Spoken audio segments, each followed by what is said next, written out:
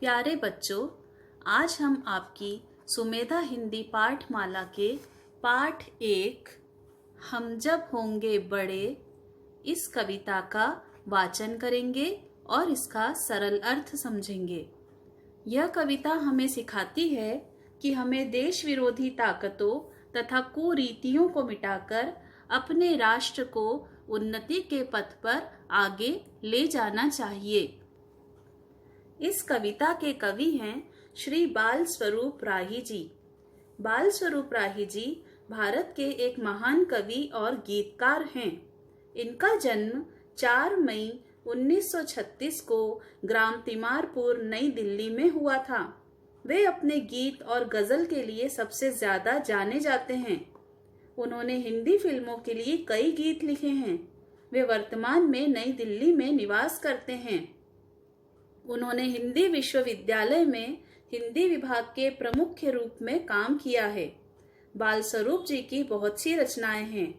उनकी कुछ मुख्य किताबों के नाम इस प्रकार हैं: सूरज का रथ, दादी अम्मा मुझे बताओ, हम सब आगे निकलेंगे, गाल बने गुब्बारे आदि। बच्चों, बाल स्वरूप राही जी की यह कविता हम जब होंगे बड़े, यह कविता बच्चों के माध्यम से वे कहना चाहते हैं कि अभी जो देश की वर्तमान स्थिति है, देश कई प्रकार की मुसीबतों से भरा हुआ है, वे सभी बड़े होकर उस मुसीबत को दूर कर देंगे। कहा जाता है कि बच्चे ही देश का भविष्य होते हैं। हम जब होंगे बड़े कविता में भारत के नन्हे मुन्ने बच्चे सभी देशवासियों को बता रहे हैं कि जब वे बड़े होंगे तब अपने भारत देश की दशा बदल देंगे। वे देश की वर्तमान स्थिति से बहुत दुखी और व्यथित हैं और चाहते हैं कि जल्द से जल्द देश की बागडोर उनके हाथों में आ जाए, ताकि वे देश से सभी प्रकार की दुर्दशा को मिटाकर उसे प्रगति पर ले जाएं। तो आइए कविता का वाचन करें एवं इसके सरल अर्थों को समझें।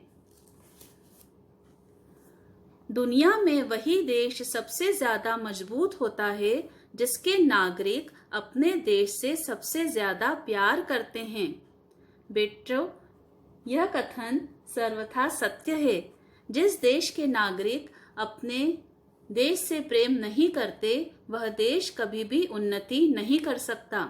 इसलिए हम सभी का परम कर्तव्य है कि हम अपने भारत देश को बहुत प्रेम करें। हम प्रेम कैसे कर सकते हैं? आपस में मिलजुल कर एकता के साथ रहें, ताकि हमारा देश आगे उन्नति कर सके।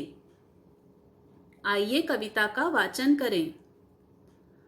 हम जब होंगे बड़े देखना ऐसा नहीं रहेगा देश।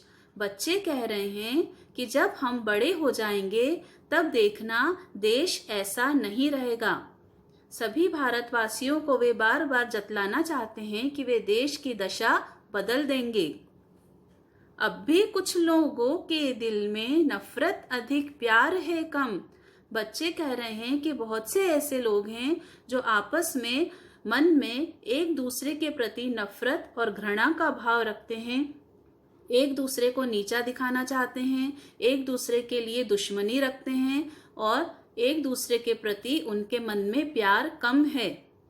हम जब होंगे बड़े घृणा का नाम मिटाकर लेंगे दम। बच्चे कह रहे हैं कि जिन लोगों के मन में नफरत है, प्यार की कमी है, वे उन लोगों के मनों से घृणा का भाव हटा देंगे। घृणा मतलब नफरत। नफरत का भाव वे मिटा देंगे और सभी के दिलों में प्रेम ही प्रेम भर देंगे। हिंसा के विस्मय प्रवाह में कब तक और बहेगा देश। बच्चे कह रहे हैं कि हिंसा मतलब मारकाट। हिंसा का आशय होता है मारकाट करना, अशांति का व्यवहार। हिंसा के विस्मय प्रवाह में, विस्मय मतलब जहरीला प्रवाह।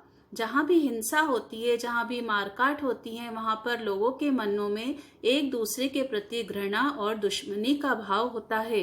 तो बच्चे कह रहे हैं कि कब तक हमारा देश इस भावना से ग्रसित रहेगा कि सभी लोग एक दूसरे के प्रति घृणा का भाव रखेंगे, एक दूसरे से दुश्मनी रखेंगे। भ्रष्टाचार जमाखोरी की आदत बड़ी पुरानी है। बच्चे कह रहे हैं कि भ्रष्टाचार और जमाखोरी करने वाले बहुत से ऐसे लोग हैं, यह आदत लोगों के मन में बहुत पुरानी है कि वे दूसरों का भला न सोचकर सिर्फ अपना ही भला सोचते हैं और भ्रष्टाचार और जमाखोरी की बुरी आदतों के शिकार हो जाते हैं और लोगों की भलाई से उनका कोई वास्ता नहीं रहता। तो बच्चे कह रहे हैं कि वे इस आदत को मिटा देंगे। ये कुरीतियां मिटा, हमें तो नई चेतना लानी है। बच्चे कह रहे हैं कि वे इस कुरीति को मिटाकर, कुरीतियां मतलब बुरी रीतियां, जो आदतें सदियों से प्रचलन में चली आ रही हैं, वे इन रीतियों को मिटा देंगे और नई चेतना लाएंगे, एक नई जागृति समाज में लाएंगे। मतलब लोग भ्रष्टाचार और जमाखोरी की आदतों से ऊपर उठकर समाज की भलाई का कार्य करेंगे। एक घरौंदे जैसा आखिर कितना और ढहेगा देश। घरौंदे का आशय होता है छोटे छोटे घर। जिस प्रकार की पक्षी छोटे छोटे घोंसले बनाते हैं और तेज आंधी तूफान और बारिश में उनके वे घोंसले धराशायी हो जाते हैं, गिर जाते हैं, तो बच्चे कह रहे हैं कि हमारा देश कब तक एक घरौंदे जैसा ढहता रहेगा। मतलब जो आपस में लोग दुश्मनी पाले हुए हैं, बुरी रीतियां जो प्रचलित हैं, भ्रष्टाचार, जमाखोरी, हिंसा, इन सभी आदतों के कारण देश की जो दुर्दशा हो रही है, बुरी दशा हो रही है, ये कब तक हमारा देश सहन करेगा। तो बच्चों, वीडियो के इस भाग में हमने इस कविता का आधा भाग समझा।